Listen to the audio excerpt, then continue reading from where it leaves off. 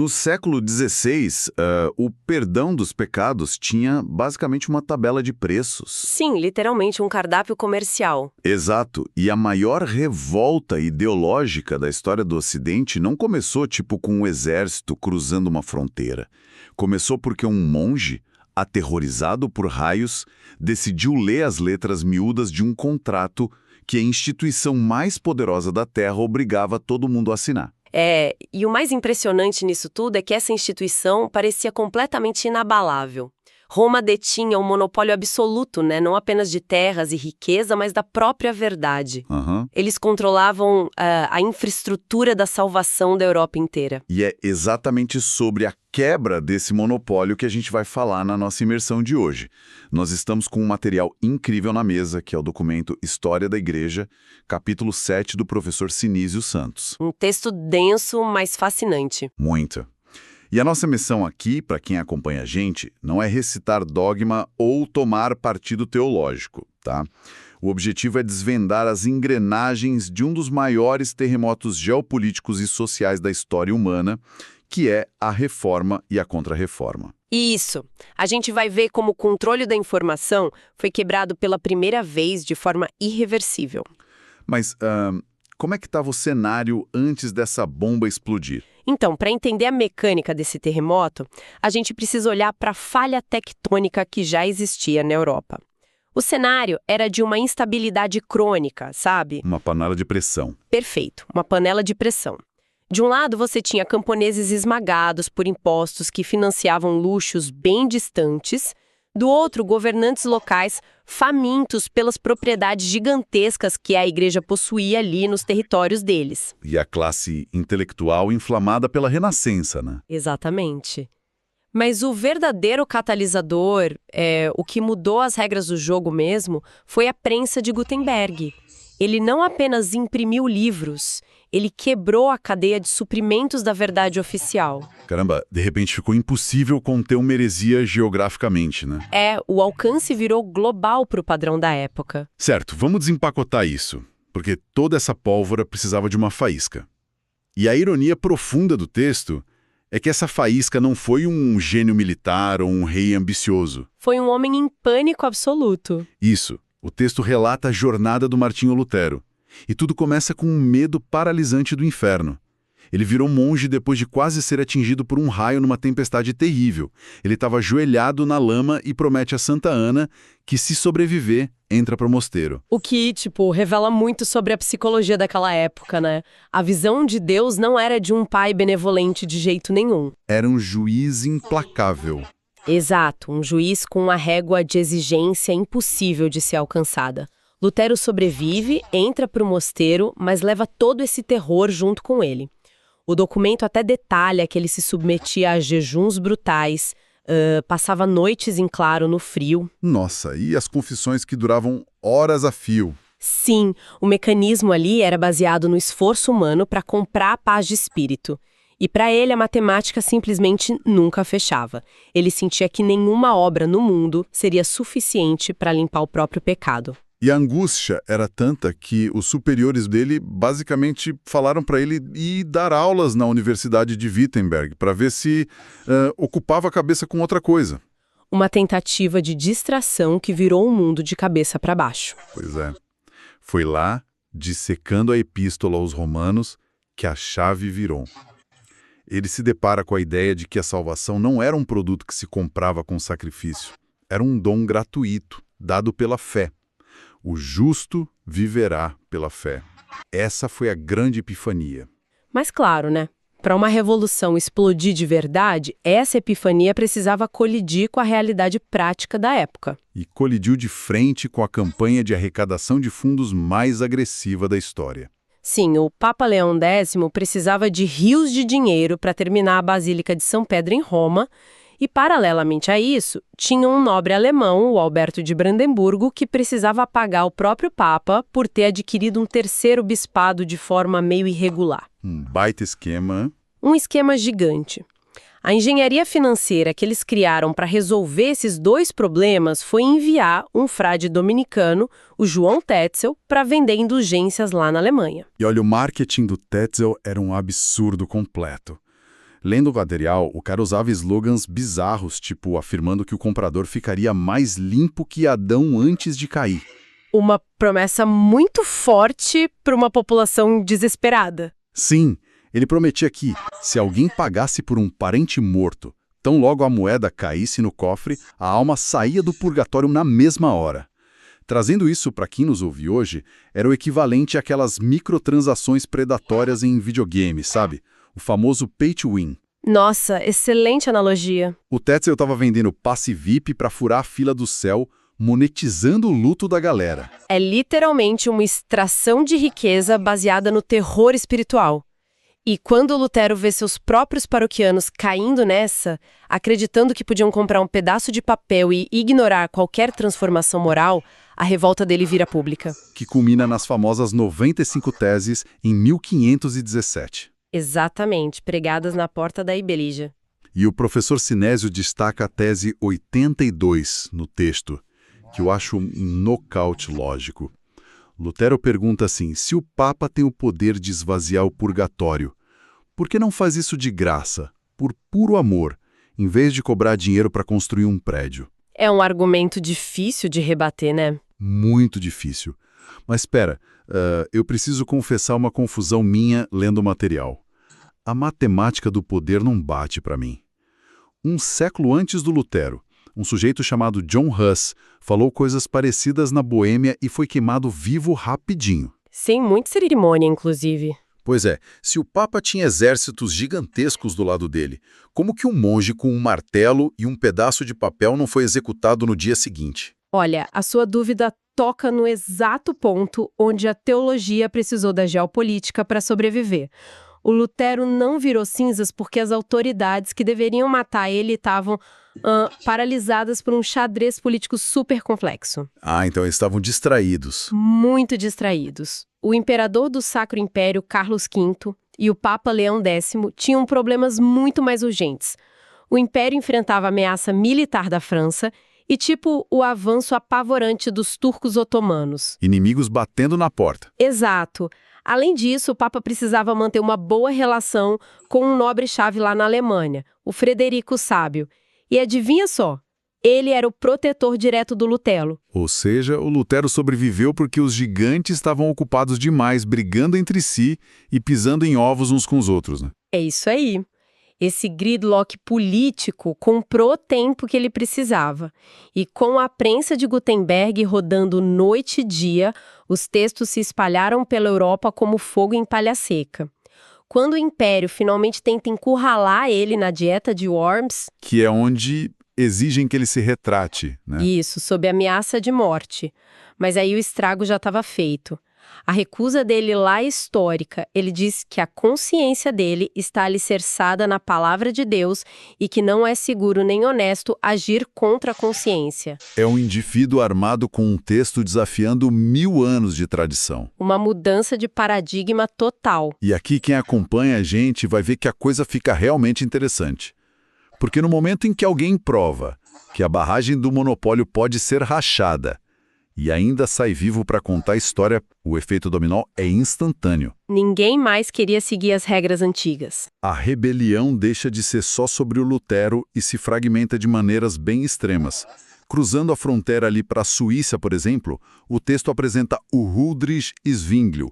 E o que chama atenção é que o motor dele não foi aquele terror apocalíptico do inferno como era com Lutero. Não mesmo, foi uma pegada bem diferente. Foi um estudo muito frio, humanista das fontes originais, somado a uma experiência quase fatal que ele teve com a peste bubônica. O Zwinglio aplicou uma navalha lógica bem mais afiada que a do Lutero, sabe? Se não estava explicitamente na Bíblia, ele simplesmente descartava.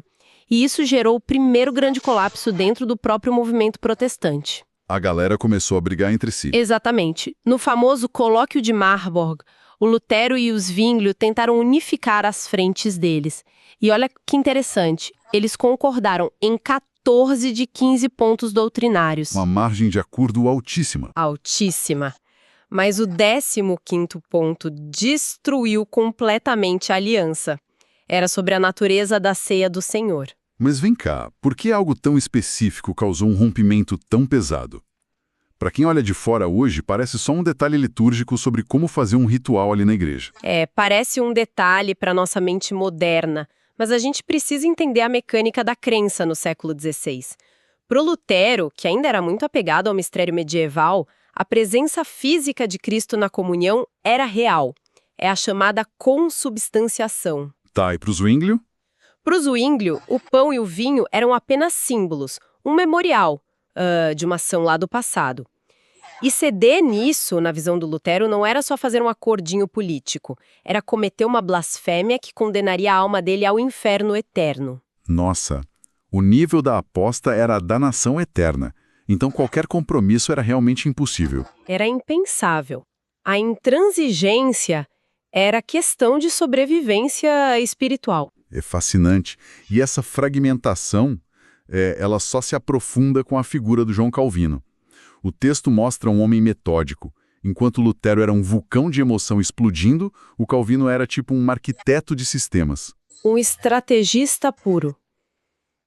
Ele escreve As Institutas da Religião Cristã e o professor Sinésio ressalta um detalhe prático genial nesse material. O Calvino projetou a primeira edição num formato de bolso. Um livro pequeno, de umas 500 e poucas páginas, né? Isso. Um livrinho que cabia dentro do casaco, desenhado especificamente para ser contrabandeado por protestantes que viviam escondidos sob perseguição severa lá na França. A portabilidade da informação sendo usada como arma de resistência é brilhante. E ele não ficou só na teoria da coisa toda. De jeito nenhum. Ele transformou a cidade de Genebra numa espécie de cidade-estado rigidamente controlada por esses ideais. Leis morais severas, disciplina pesada. Genebra virou o grande acampamento base da época. Uma academia de treinamento, né? De onde os missionários calvinistas saíam para espalhar essa teologia sistemática por toda a Europa. Exato. Mas se o Calvino queria organizar o sistema, teve uma galera que quis simplesmente implodir tudo de uma vez. Ah, os anabatistas. A chamada reforma radical. Pelos relatos do texto, eles pareciam odiar absolutamente qualquer convenção da época. Eles iam contra tudo mesmo. Rejeitavam o batismo infantil com a premissa de que a fé exige uma decisão voluntária de um adulto. Recusavam-se usar armas, repudiavam fazer juramentos em tribunais e ainda exigiam a separação total entre igreja e Estado. Algo impensável para a época. Sim, é muito tentador olhar para eles como aquelas startups disruptivas de hoje em dia, sabe?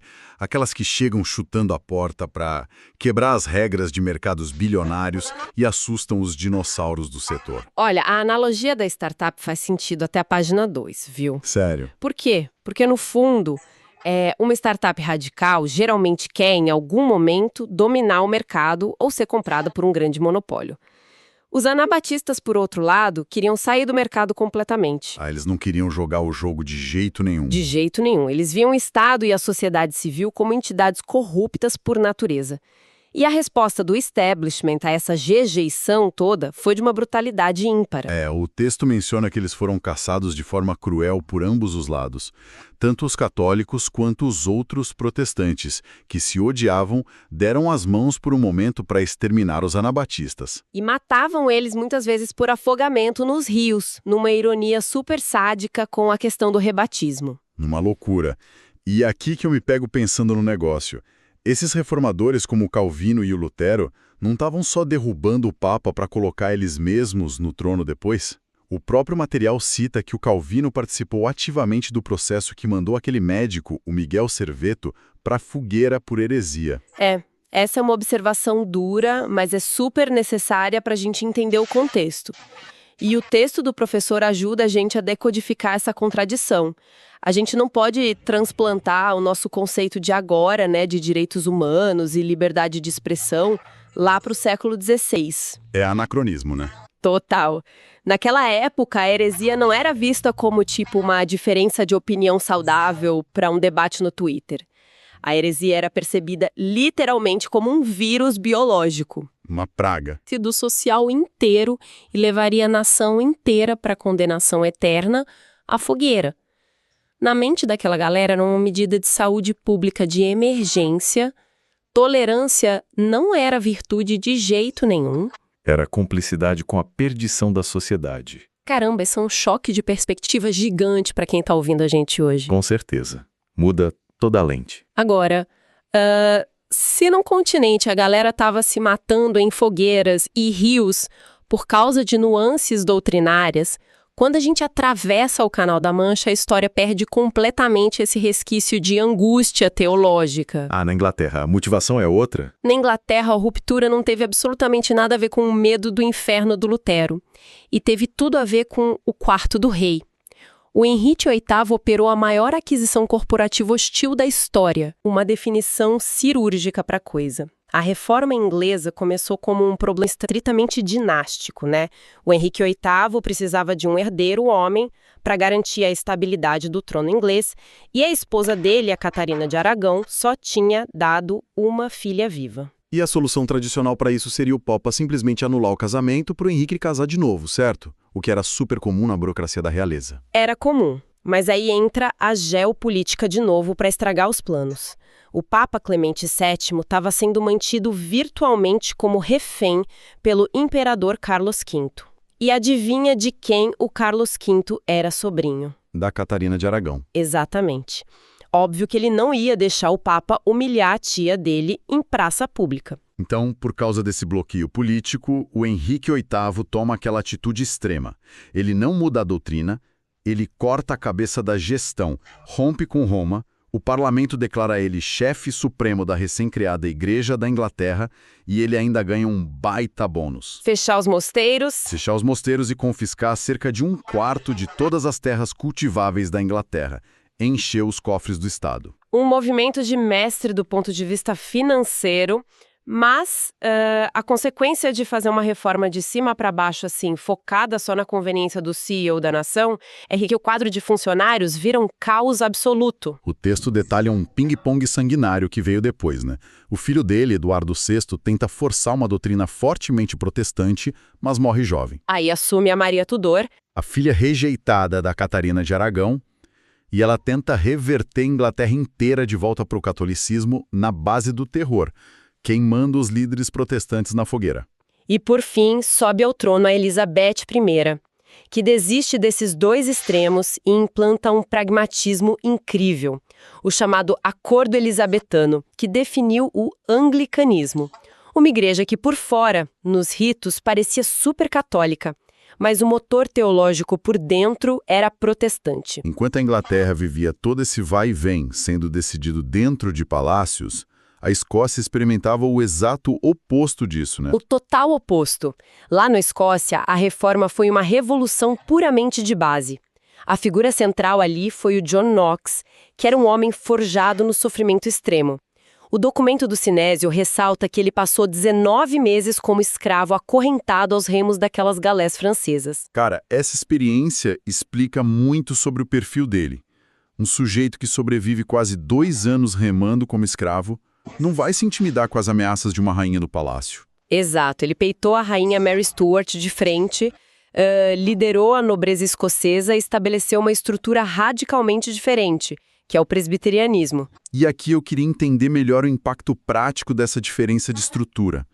Porque, lendo o texto, qual é a grande implicação de ser governado por bispos na Inglaterra ou por presbíteros na Escócia? Então, essa é a peça-chave para entender o futuro até da América do Norte.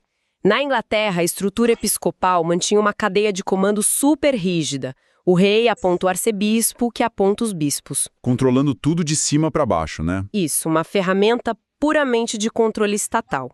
Já na Escócia do Knox, o sistema presbiteriano é essencialmente representativo e construído de baixo para cima. As congregações locais elegem os seus presbíteros, que vão formar conselhos regionais, e esses formam uma Assembleia Nacional. O poder flui da base. E se levanta uma questão gigante de que a estrutura afeta diretamente o comportamento das pessoas. Com certeza. Não é à toa que lá na Inglaterra, muitos cristãos sentiam que a igreja oficial estava corrompida pelo poder político. O texto fala dos puritanos, que queriam limpar ou purificar a igreja inglesa dessas sobras católicas. E tinham os mais radicais ainda, os separatistas. Isso.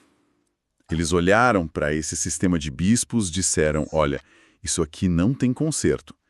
e decidiram entrar em navios de madeira, arriscando a vida no meio do Atlântico para fundar colônias na América.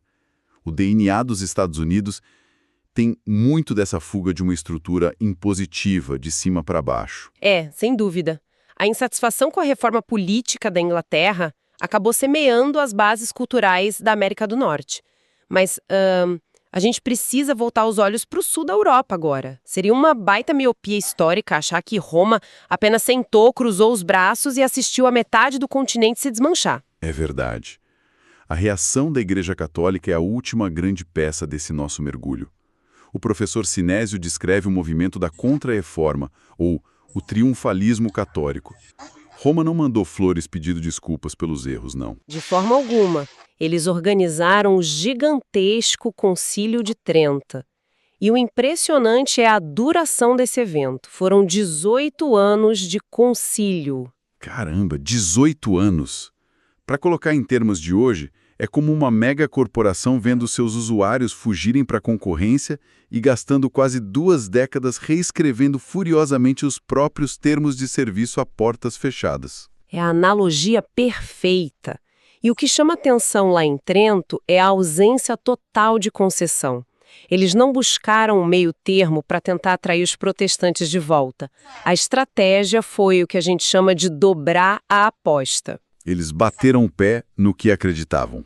Sim, reafirmaram dogmaticamente todos os 7 sacramentos, decretaram que a tradição histórica da Igreja tinha a mesmíssima autoridade que as Escrituras Sagradas, cortando na raiz a ideia de sola scriptura, do Lutero. E ainda selaram que a justificação exige a fé, sim, mas requer a cooperação ativa através das boas obras. Fizeram um acabamento doutrinário super denso e traçaram uma linha permanente no chão. Mas não foi só uma resposta intelectual e teórica, né? O concílio armou a igreja com ferramentas bem severas de controle de danos. Uma delas, que o texto cita, foi o famigerado Index, a lista de livros proibidos. Uma barreira sanitária literária. Exato. Eles proibiam qualquer pessoa em país católico de ler algo que desafiasse Roma.